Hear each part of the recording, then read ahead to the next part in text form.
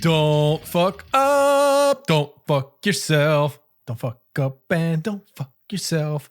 Hi, everybody. Welcome to the Rude Cooking School Podcast. I'm your host, John Hauser III. And with me in his goblin goon cave is Saucy Soren Marquardt. Hey, dude, what's up? How you doing? Oh, living the dream. Just Hell yeah. How was your Halloween? Pretty good. We went to a brewery. I think we talked about that last week, but it ended up being a pretty good time. They normally at this place they do a wristband where it's like $20 and you get a glass and 4 pours. But it was just straight tab this time. It's like the first time I've ever been there. They didn't do the wristband, so I was like, "What the hell?" So, but did you have to pay to get in? No. The event, because they had a lot of vendors and shit out there. The event itself was free. You just had to buy your own beers. Okay, well that's fine as long as you didn't have to pay and then you don't get anything. Like, no. Thankfully not. I'd have been like, we're not going. So was that cool? Did you eat anything fun? It was a lot of fun. We were just hanging out with a couple of friends of ours that we tend to frequent our breweries and stuff with, and a lot of people dressed up as fun costumes. I was Walter Sobchak, and no one knew who the fuck that was. Who is that? From The Big Lebowski, John Goodman. Right. Okay, gotcha. Yeah, and I could definitely tell I've missed the fucking train on that costume by about 7 years because nobody knew the one person knew who the fuck it was. What?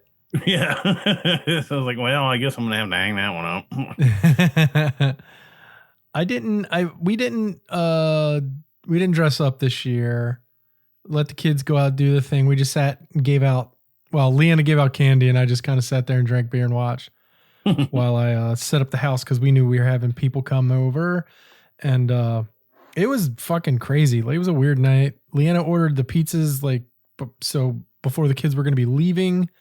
Pizzas didn't show up for 2 hours. That tracks. I've delivered pizzas for a lot of the major chains back in my formative years, and Halloween night is a motherfucker. Is it really? Is it just because everybody's kids are out, so they're like, you know what? Yeah, everybody's staying in the house out with their kids, candy, and and so they just order pizza, and Halloween and the day before Thanksgiving and like Christmas Eve. Yeah, I could see the day before Thanksgiving being pretty bad. Christmas Eve too, yeah. Anytime when people are like, I'm making food all day, Yep. And God forbid it ever snows in Texas because it's going to be just like one delivery after another with the weather like that. But why? Because nobody here drives in this shit. We're not used to it. But why can't you make food at home? I guess they don't want to go to the store. Yeah, and in Texas, we get like 2 inches of snow and it shuts the entire fucking state down. Well, yeah. We are not accustomed to the Arctic type weather. I'm sure you don't have the road crew for it. No. I mean? We don't do like TxDOT or Texas Department of Transportation. They don't do the salt and all that shit. They pre-treat bridges, but other than that, they just dump sand on everything. Oh, really? Yeah. Yeah, they for a couple years now they do that brine shit where they just, if they think there's going to be any kind of snow, they'll throw down the salt. It looks like brine. stripes on all the bridges. Yeah. Uh-huh. Yeah, they do that here and it doesn't do fuck all. But well, they do that on the roads here and it doesn't really do fuck all, but it doesn't freeze up. I think that's the reason. Yeah, and people down here are not equipped for that shit, although they think the guys with the big old trucks think they are until they end up in a ditch. Well, that's always the case. That's no matter where you go. There's always some jackhole that's going to be speeding on a slippery thing and then you just see him fucking... Yeah, 4-wheel drive don't mean 4-wheel stop. Yeah, that's true.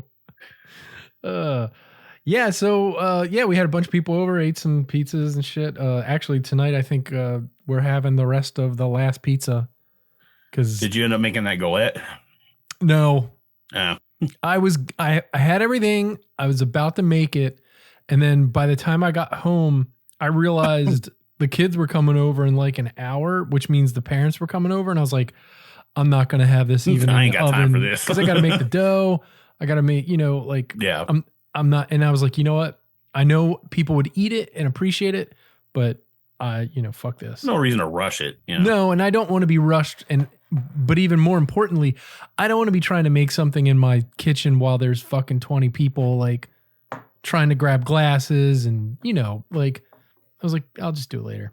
I might do it this weekend. That's fair. I get it. The apple's a hold. It's fine. Yeah, yeah, they keep for a good while. It's not like the butter's going to go bad in a week. Yeah. So, yeah, I think I'm going to try it. I mean, I want to try. I want to do it. Even if Leanna was like, well, maybe not, now that you're not going to make it for like a party, maybe you should just do like the hand pies or something. I was like, oh, that sounds pretty good too. Like something we can make and then freeze for later too. Oh yeah. Because we don't eat sweets like that. So if I was going to make that galette, I'd have to be like, all right, can people come over and take slices of this? Because otherwise we'd never get eaten all the Yeah, like, we the don't thing do a would lot get of eaten. we don't do a lot of sweets around here either. Every now and then my wife will get a craving for something and she'll make something or something like that. But Yeah. we don't do a lot of sweets around here. Yeah, I made some steaks on Sunday. I don't even know what I did on Saturday. Oh, Saturday we went out for dinner. That's right. Yeah. It was Crosby's homecoming, so we dropped him off, and then went and had a date night. yeah, had a date night at a place called True Oyster, and it was fucking awesome. We got fresh oysters. I got fried oysters that were awesome. Nice. They were served. The fresh oysters were served in shells, in oyster shells, like deep oyster shells. But they were on a bed of like steamed spaghetti squash. Interesting. And I normally don't like spaghetti squash. I don't know why. I think most of the time I just have it. It's just undercooked and it's stringy and weird. I love spaghetti squash. But this was really, really good. It was buttery and salty. And then, it was like a really good crispy fried oyster on top. It was so good. Huh. If anybody else in the house ate oysters except me, that might be cool. But finding that shit down here fresh is I bet it's probably not easy. Iffy at best. The Gulf oysters aren't bad, but they're way too big for that kind of application. Well, they're good for frying if you cut them in half. Yeah, I guess that's I'm eating a few po' boys in my day in New Orleans and shit, and sure. So that makes sense, but the place is called True Chesapeake, by the way. True Chesapeake. Okay, cool. It's an oyster farm and restaurant. Oh, well, then you guaranteed to get some decent product. Yeah. So I got a mushroom tart, and then the fried oysters, and then we also got the regular oysters. And Leanna got the hell did she get? She got like their spaghetti. So it was like Parmesan. It was basically, so it wasn't like a red sauce. It was Parmesan, shredded cured egg yolks. Oh, hell yeah. Bacon, like in kind of like a butter sauce with clams. It was really fucking good. That almost sounds like a riding on the ragged edge of a carbonara kind of situation. Yeah. It was, yeah. It does sound delicious though. Yeah, it was really good. And then my favorite thing that I ordered, because I've this is our second time there, I got the blue crab and bone marrow dip, which, oh my God, it comes in a bone marrow bone, and it's basically bone marrow and crab dip mixed together, and it's covered with pickled shallots and microgreens, and then it's served with grilled bread. And a recommendation for a good cardiologist. Dude, it's so fucking good. It just sounds fucking amazing. It was so fucking good. Man, I would just, that sounds like heaven. Yeah, it's really good. When we went there, I got that as an appetizer, and Crosby tried it and then was like, "Can I have some more?" And I'm like, "No, there's very little of this." And then he was going to get, for your best interest though. He was going to get their like New York strip steak, which I was like, "Why are you getting a steak at a restaurant? Like, don't you know the rules? We don't get steak at restaurants, but fine." And then he was like, "Can I trade my steak for getting that bone marrow thing?" I was like, "Fuck yeah, it's way cheaper." Fuck yeah.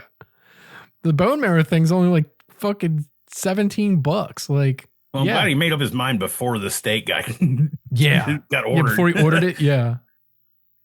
It's like, I don't want this $40 steak. I'd rather have the bone marrow. Which we were joking about that at dinner, and then that's why I was like, you know what, I should make some steaks tomorrow.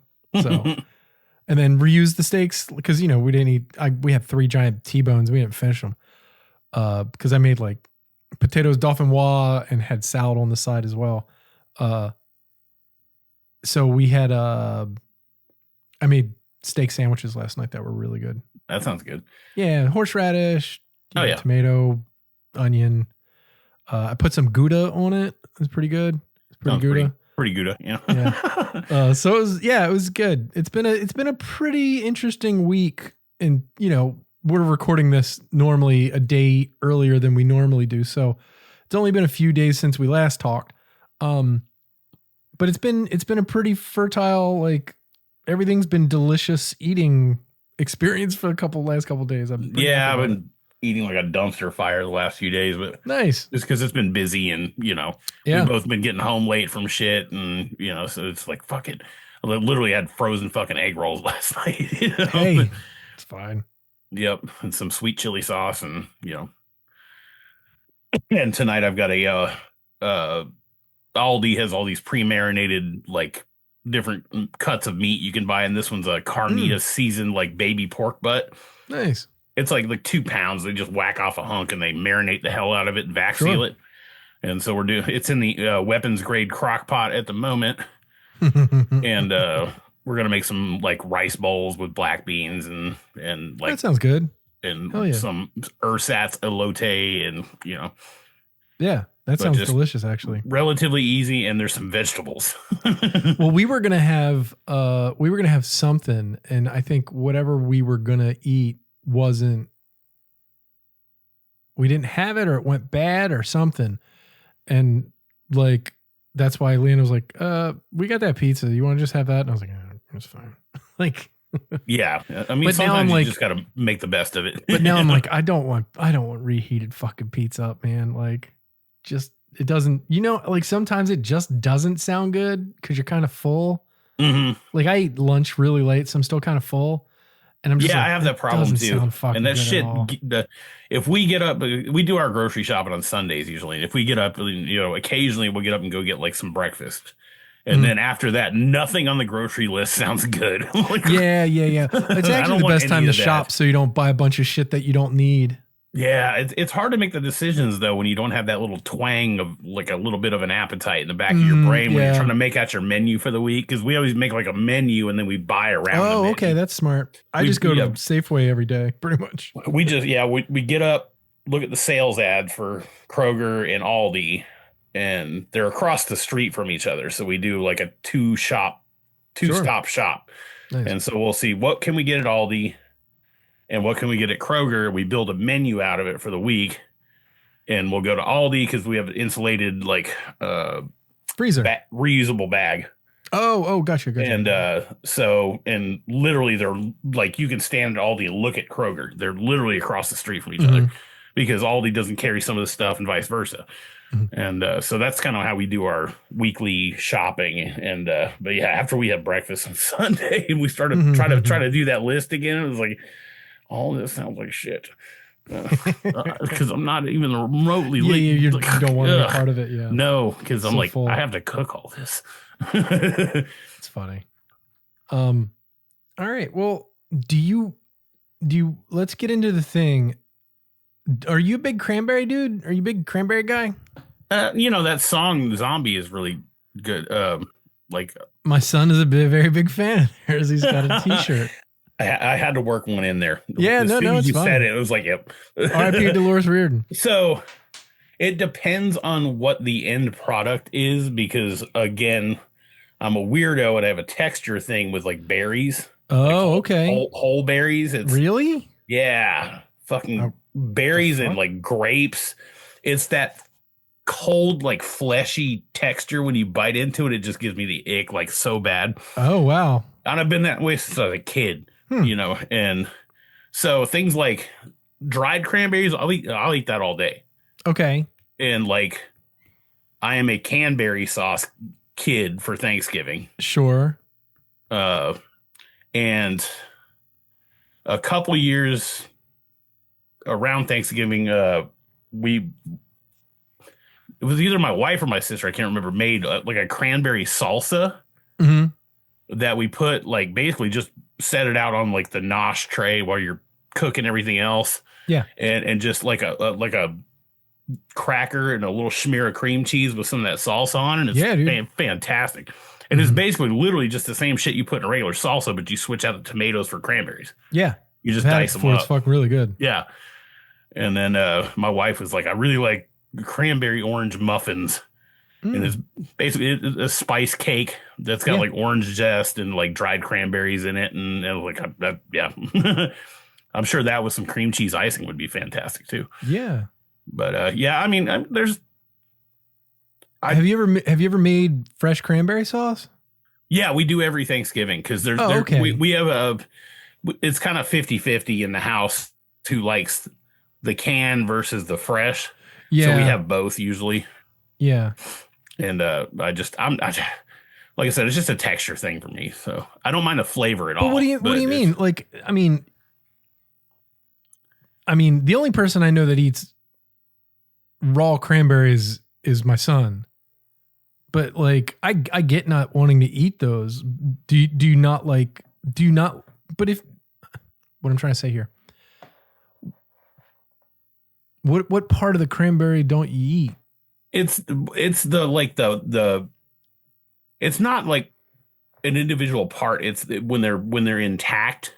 Yes. And you like break through the outside of it and you get that cold, wet inside. And it's just like, you're saying if you're like eating cranberry sauce and the thing's still whole in the cranberry sauce. Yeah. The texture just kind of, you get like the gooey cranberry bomb. Yeah. And same with blueberries and grapes and cherry tomatoes. Like I've actually evolved a bit with the cherry tomato thing.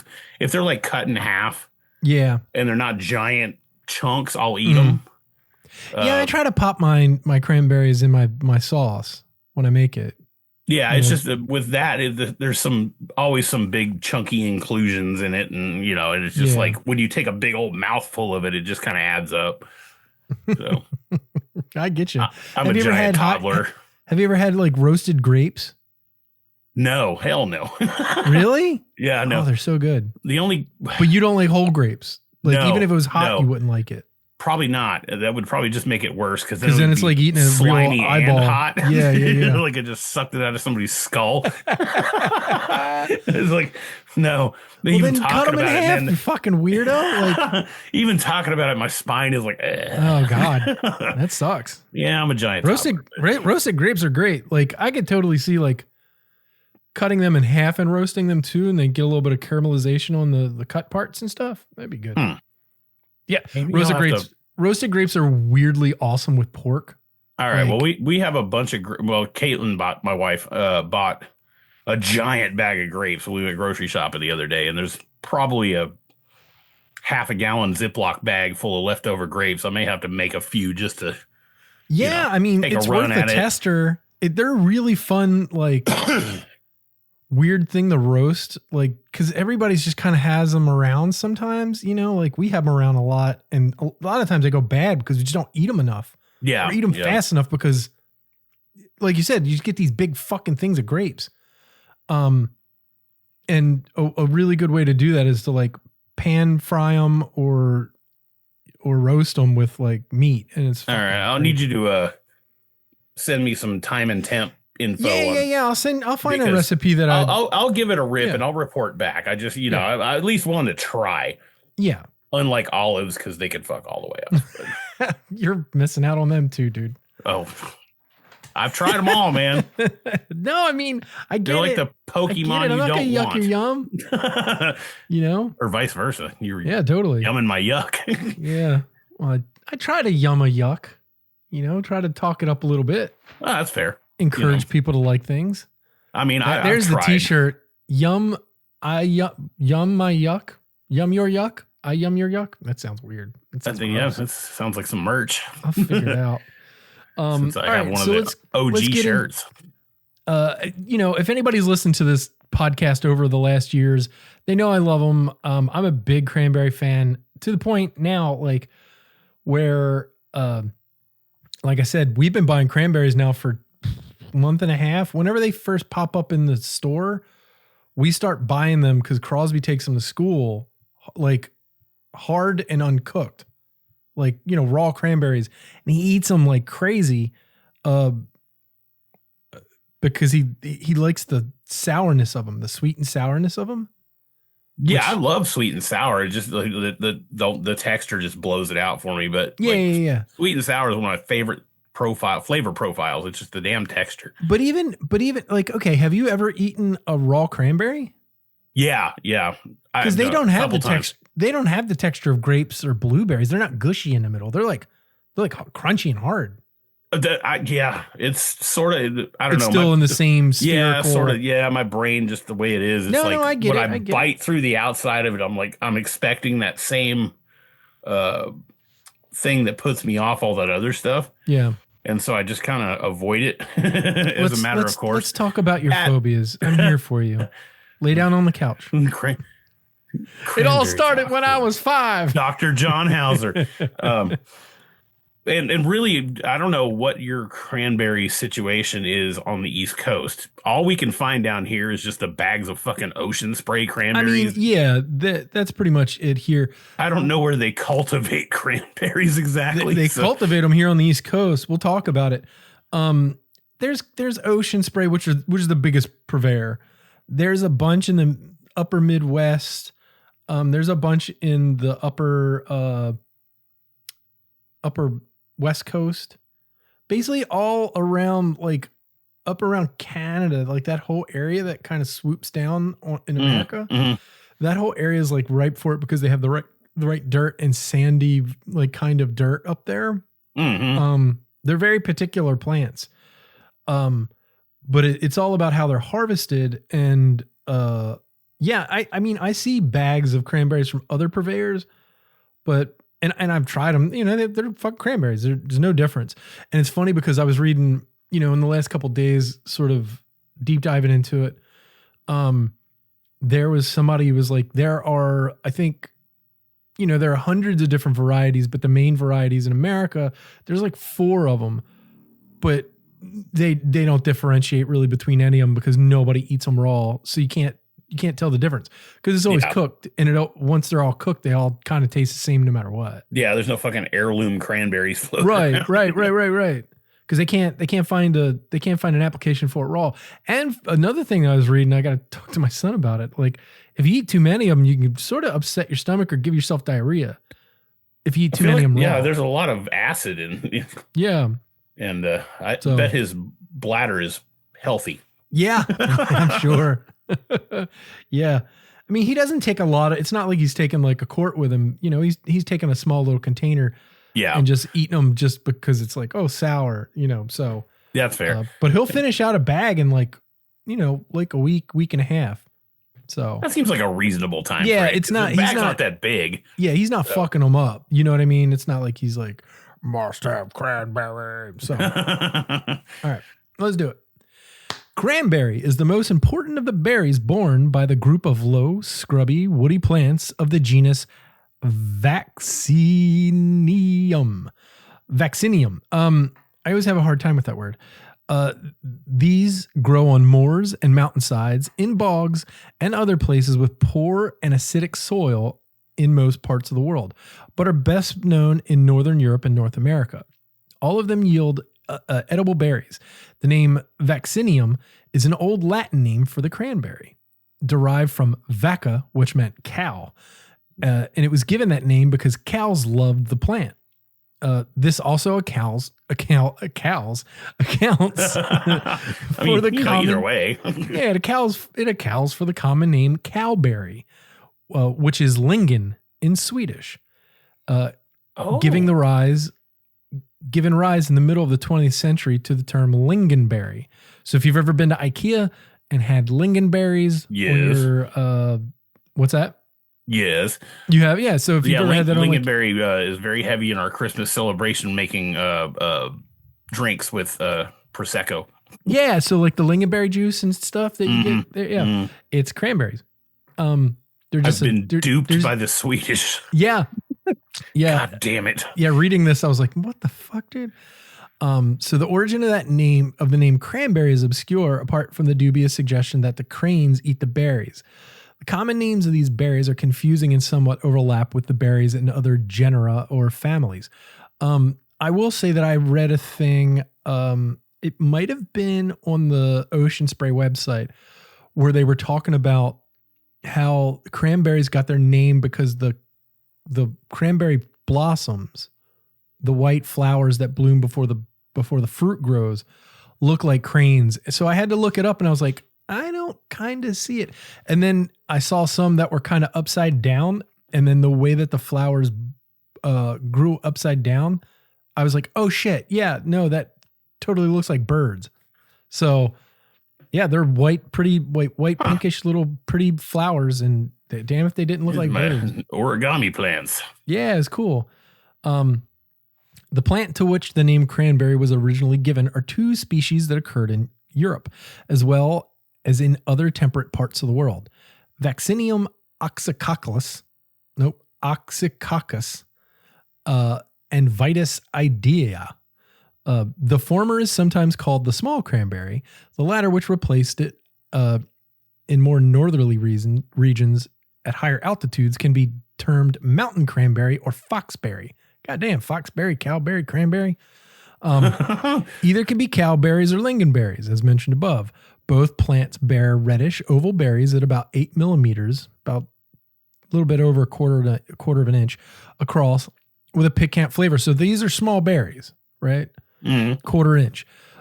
This fits them for making sharp sauces to go with game, and they also provide excellent jellies or preserves. So like when you see a lot of like red berry sauces in like a lot of European food, a lot of it is kind of those little berries, like that kind of thing. That tracks, yeah. Yeah. The English word cranberry is a shortened version of craneberry, which came from the plant's flowers that dip down and resemble the head of cranes. So I added that part from another thing, but I just wanted to remember it. But yeah, they're really cool. And the thing is, the birds are also fond of the berries, which grows in bogs where cranes make their home. In Canada, cranberries are often referred to by their Indian name, atoka. Cranberries are also known as bounce berries. God damn, how many fucking names these things have? Because they literally bounce if you drop them when fresh. And they're also called AKAs here. Yeah, and one more. They're also called bearberries. Guess why? Because bears eat them? No, because large gay men like to eat them. What are you talking about? No, of course. Big bears like them. I didn't want to go that route, but here we go. When the Pilgrims arrived in North America, they found. Thanks for doing that, I guess. I wouldn't be here if not. They found the local cranberry macrocarpon, which is the name of our cranberries here, which had the berries, they were twice the size of those familiar to Europeans, and an equally good flavor. American Indians were accustomed to eating these dried or fresh, and to adding the fruits to an ingredient in a thing called, have you ever heard of pemmican? Yeah, oh yeah. So it's like jerky. Yeah, it's like jerky and dried fruit and fat and some grains, and you kind of grind it all up and you make like a bar of it. It's an energy bar basically. Sure, yeah. It's like the OG, protein bar. Should definitely do an episode on pemmican. Let me write that down. We got pemmican and maybe like other like cured stuff. Yeah. Cranberries contain large amounts of benzoic acid, which is a natural preservative and accounts for this practice. The berries will keep for months without treatment of any kind. It was no doubt these large American cranberries, which at an early stage in the evolution of Thanksgiving Day dinner, were made into a sauce to accompany the turkey, which established it as its centerpiece. For a long time now, the American cranberry has been both cultivated and exported. Even in former times, its remarkable keeping properties enabled it to withstand long sea voyages stored in barrels full of plain water. Cranberries for storage were selected by tipping them down a flight of stairs. The sound berries bounced and fell to the bottom while damaged ones stayed on the steps. This principle is still used in modern sorting machines. That's fucking wild. Now they're known as escalator berries. Yeah. We'll find out what happens to the ones that don't bounce. Most cranberries on sale in Europe are imported from the USA, But there is some European cultivation of our brand, the macrocarpon, and as a result of a, and as a result, escapes the plant is someone sometimes found growing wild on European moors because they brought ours over and now it's kind of run across Europe. You know what I mean? Cranberry juice with its high vitamin C content is a popular product. So cranberry plants are woody evergreens whose low stature, thin stems, half-inch leaves, and small blossoms give the plant a delicate appearance. So-called runner stems creep along the ground, forming roots wherever they contact moist soil. In lieu of pruning, cranberry bogs are covered every few years with a 2-inch depth of sand, which rejuvenates the plants by stimulating fermentation of new roots and covered portion of stems. The flowers, poised like white cranes on the stalk, the inspiration for the name cranberry, which became cranberry, which we've said already 2 times, are self-fruitful. Fruits ripen from 60 to 120 days after flowering, depending on the cultivar.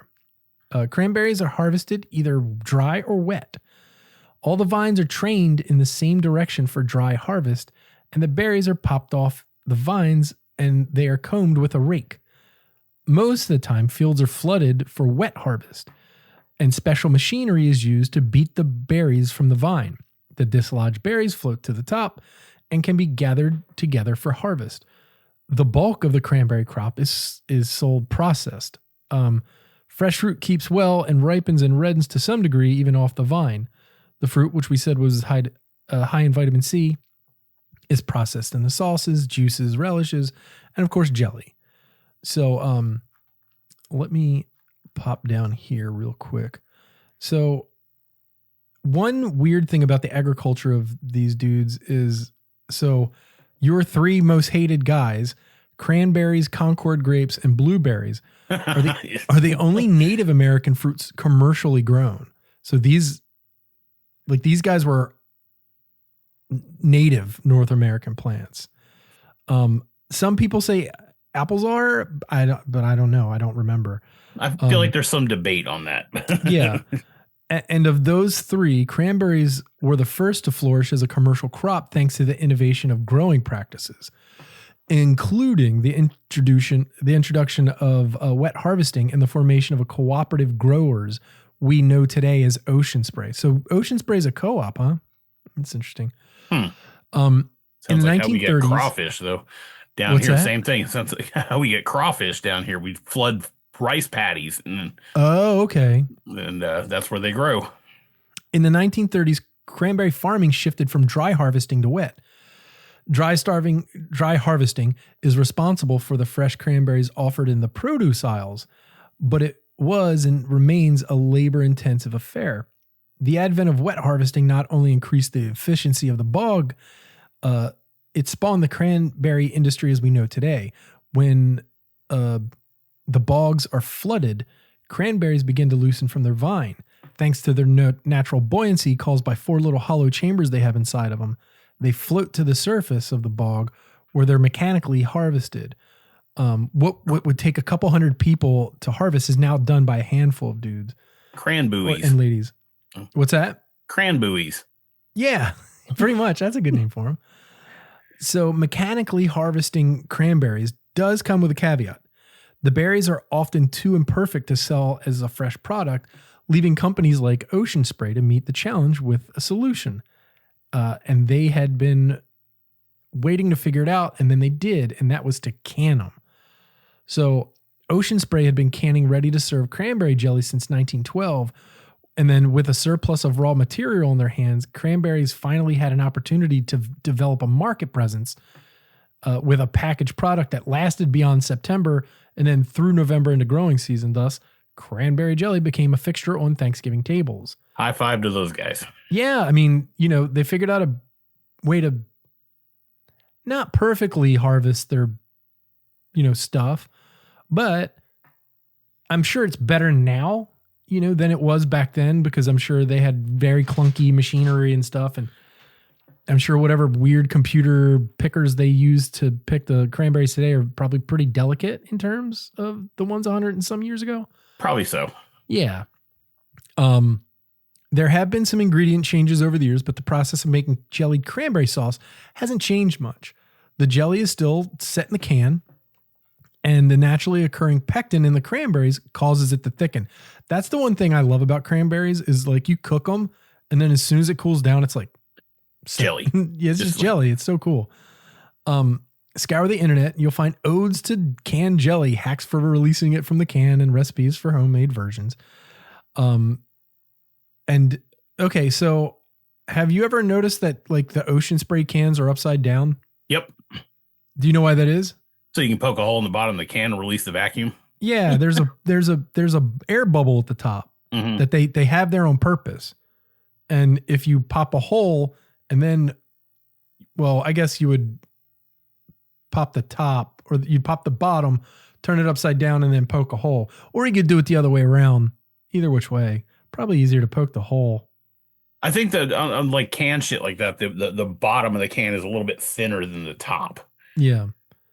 So just be careful what you're trying to pop it with. I would use a knife normally. But I have like an old shitty paring knife that I use for stuff like that I don't mind just giving it a whack into a can for stuff like, canned refried beans and things like that. And so yeah, that's pretty cool. And I mean, a lot of people don't know that. So they sit there and like try to slurp it out and push and it doesn't really do anything. Yeah, that's why, it took 24 hours for my first kid to be born. Just needed to pop a hole in it. Take like a, never mind. So some fun facts.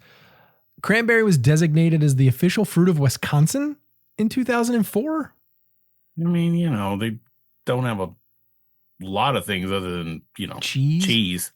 But they should have, they've got to have some, it's weird. I guess they're up there, right? So they're in that kind of, perfect growing area. Yeah, and there's all the bazillion lakes that are in Wisconsin, and all that area, Minnesota, and like every 5 feet there's a pond. Yeah. Cranberry juice was first made by settlers in 1683. That's pretty interesting. I'm sure as soon as they figured out they could eat it, that shit was getting made into, something. American and Canadian sailors on long voyages knew they could eat cranberries to protect themselves from scurvy, making them a cranberry counterpart to the British limeys. So why weren't they called crannies? Come on. The fucking British should have been like, oh, you want to call us limeys, you fucking cranny fucks? Like, that'd have been great. That'd have made the Revolutionary War like a lot more interesting. The limeys versus the crannies. Well, I don't think they started getting them. I don't know. Were they calling them limeys in there? I don't know. I thought that was a World War I or World War II thing. Maybe. Americans consume some 400 million pounds of cranberries a year. 20% of that is during Thanksgiving week. Just that week. That Holy still shit. seems low. 20% during that week? I don't know what they're doing with the rest of the year. That's what I'm saying. Like, who else? Like, I guess maybe it's dried cranberries. Because dried cranberries are fucking in a lot of things, dude. Oh, yeah. One of my favorite salads on the planet. Oh, yeah. Dried cranberry. And we put dried cranberries in our salads a lot, too. And my mom makes a coleslaw recipe that has dried cranberries, and it's fantastic. We do one that's like apple, like crisp, kind of more, not Granny Smith, but like a more tart apple. Yeah. And then little cubes of really good English cheddar and cranberries, and then like some good red onion English and cheddar. then red onions, and then like just, field greens, and then do like a really good, I did it last night pretty much, like a fig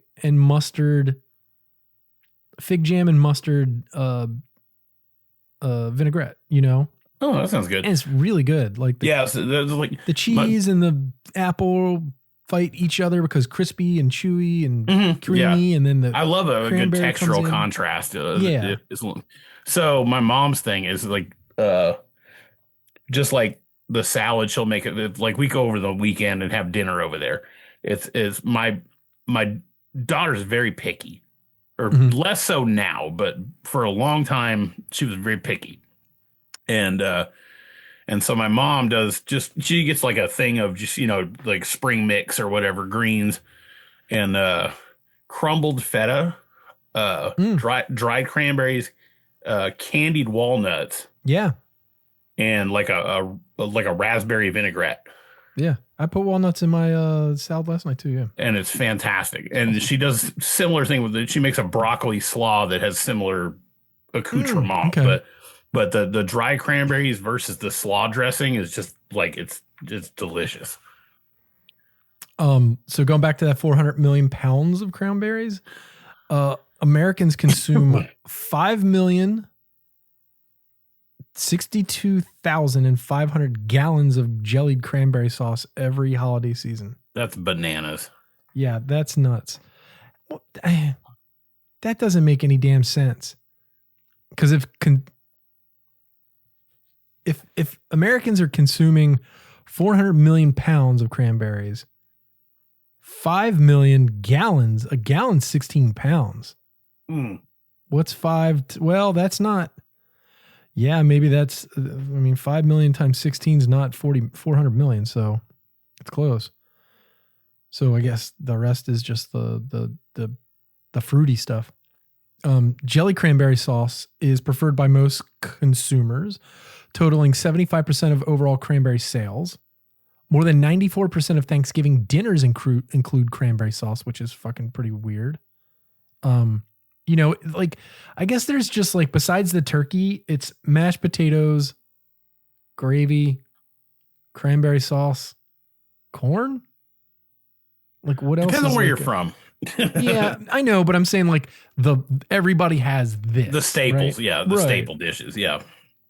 It takes about 200 cranberries to make 1 can of cranberry sauce. There are approximately 450 cranberries in a pound. 44,400 cranberries in 1 gallon of juice, and 45,000 cranberries in a 100-pound barrel. I'm glad I didn't have to count that. Guess how many cranberries in this barrel and win a free t-shirt. So we were talking about Wisconsin, but Massachusetts got there first in 1994, making it it's their official state berry, not their Wisconsin said it was their official state fruit. So some cranberry beds are over 100 years and still 100 years old and still producing pretty easily. And then about 95% of cranberries are processed into juice, sauce, and dried. Only about 5% are sold fresh. So that makes sense on what we were talking about, the 5 million gallons and stuff. Oh, yeah. Wisconsin has been the number 1 cranberry producer in the U.S. since 1995, producing more than 60% of the nation's crop. So that's why. The oldest cranberry bed is in Wisconsin, and it's 143 years old. Honeybees often are used to pollinate cranberry crops and are in fact more valuable in their performance of this task than they are in the production of honey. And then one for all the music nerds out here finally is in 1980, I think it was in his Rolling Stone interview, John Lennon said that he sang the word cranberry sauce at the end of Strawberry Fields Forever. You can hear someone talking and he said cranberry sauce. So yeah. Next time you listen to Strawberry Fields Forever, listen to the end for the weird voice. I've never done acid, but it sounds like fun. Oh, it is. And that's cranberries. How do you feel? You feel smarter? Do you feel more in love with the little red ball of hate that you? I feel more enlightened for sure. Okay. And I feel like I may have to venture into some other cranberry based endeavors as far as like cooking stuff. Yeah, I like the idea of the salsa. I've made that once, and that was years ago, and it won over pretty well. But I would like to tackle that again. I think I might do that, like a cranberry relish / salsa. Because I've made relishes before, and those are okay sometimes. They get a little grainy and weird, but with like things to accentuate its more savory side, I think Yeah. You know what I mean? So. Yeah, no, we're just a big fan of putting sweet shit on top of sweet and spicy shit on top of cream cheese on a cracker here. Yeah. You know, yeah. I love like pepper jelly and I was that about kind to of say, thing. yeah. So cranberry pepper jelly, though. I mean, that sounds good to me. I was just at a farm stand today, and they got big old like boxes of peppers, like $10. Take the whole thing. I may have to drop that idea into my sister's head because she's the jelly queen in the family. Yeah, that would be fucking really good, actually. The tartness, and add a little bit of sugar, and then maybe even a teensy touch of like chipotle or something. Yeah, a little smoky. Yeah, that would be good. All right. Well, we did it. Thank you, everyone, for listening to the Rude Cooking School podcast. We really appreciate you listening to us. We know that your time is valuable, and that you spend it with us means a lot to us. If you could also, as a favor to us, for us just, putting this out there for free, if you could rate and review us, that would be great. 5 stars only, please. And if you go, I guess you can rate it on Spotify, you can rate it on iTunes, which is weirdly still the place that matters. I don't know why, but it is. So if you have an old iTunes account, go on and do that. But wherever you get your podcast, just rate and review us, and we would really, really appreciate it. That would be crantastic. Oh my God. Fuck you. I was sitting on that for about 45 seconds there. But also, tell your friends, tell your family, if you have anybody that that really likes cooking or food and food history, let them know about the podcast. Do tell them there are swear words. I've gotten people going like, I always have to, and she was not happy with me. Yeah, I always lead in with that caveat when I tell people that. Because as you heard, I kind of start the whole thing with a curse word. So if you could do that, we would really appreciate it. So thank you so much for listening to the Rude Cooking School podcast. We will see you next week for the Rude Cooking School podcast. I'm John Hauser III. Don't yuck my yum. And don't yum my yuck. I'm cranberry saucy Soren Marquardt tonight. So I will yum everybody's yuck. That's the whole reason I did this podcast, was to yum people's yuck. I draw the line at olives. We can talk from there, but all right. Guess we got to do another olive episode. So see you later, everybody. Bye.